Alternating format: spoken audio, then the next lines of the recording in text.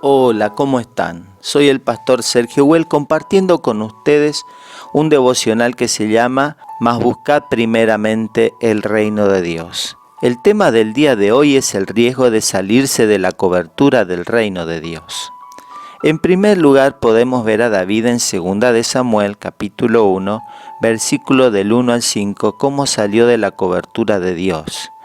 David se tomó unas vacaciones cuando era el tiempo de guerra. Su lugar estaba junto a las tropas. No se explica por qué David decidió quedarse en Jerusalén si estaba cansado, aburrido de tantas guerras, estresado. Lo que sí sabemos es que si hubiese estado donde debía, no habría ocurrido esta tragedia con Betsabé y Urías. Obsérvese la ocasión del pecado de David y lo que le condujo a caer. En primer lugar, descuidó su ocupación. Se quedó en Jerusalén cuando tenía que estar donde Dios le llamó a servirle. Como rey debía estar al frente del ejército. Cuando nos salimos del camino de nuestro deber, estamos en desobediencia. Nos salimos de la protección de Dios y estamos en tentación. En segundo lugar, el amor al ocio. La pereza da mucha ventaja al tentador. En tercer lugar, un ojo errante. No había hecho pacto con sus ojos, como Job, en Job capítulo 3, versículo 1. O sea, se le olvidó en el momento. Nótese los pasos del pecado. Véase cómo el camino del pecado es cuesta abajo. Cuando los hombres comienzan a hacer el mal, no pueden detenerse. Otro ejemplo de salirse de la cobertura podemos encontrarlo en Génesis capítulo 3, versículo del 1 al 6, cuando Eva salió de la cobertura del esposo.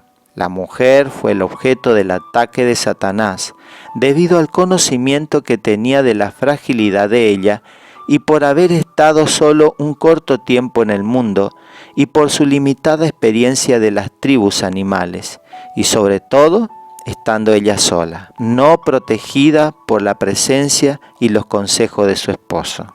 ¿Qué hacía Eva sola? ¿Por qué no estaba colaborando con su esposo?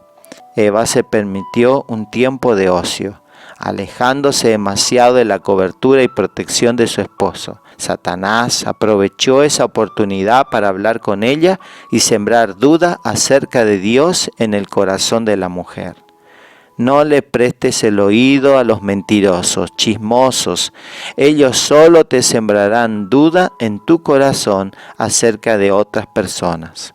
Otro ejemplo de salirse de la cobertura del reino de Dios lo podemos encontrar en un joven en Lucas capítulo 15, versículo del 11 al 17.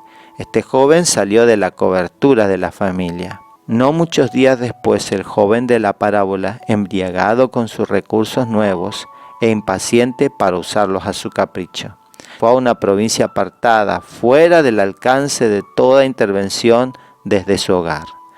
Este joven salió de la cobertura de su familia, no siendo el tiempo aún, ni la forma correcta.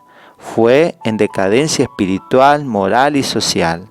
La tarea de los padres es velar por el bienestar espiritual, moral y físico de sus hijos. Los hijos deben someterse voluntariamente a la cobertura que sus padres les brindan, aunque por el momento no entiendan el no de los padres.